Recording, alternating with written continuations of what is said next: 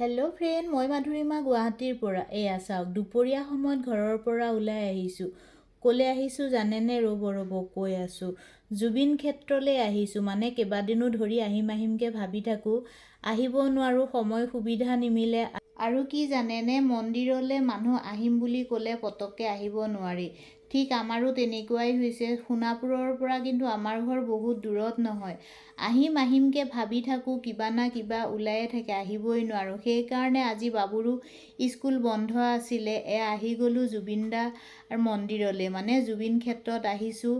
আহি পাই কি ক'ম আৰু, যিবোৰ কথা মানে মুখেৰে প্ৰকাশ কৰিব নোৱাৰি। এই জেগাখিনি চাওকচোন, এই জেগাখিনি দেখা পালে যেন বুকুখন কিবা এটা বহুত বিষাই যায়, যিবোৰ নেকি প্ৰকাশ কৰি বুজাব নোৱাৰি। বিনামূলীয়া চাহ দি আছিলে, চাহ খালোঁ। আৰু মোবাইলত ইমান দিন চাই আছিলোঁ যে আই মাতৃসকলে নাম গায়।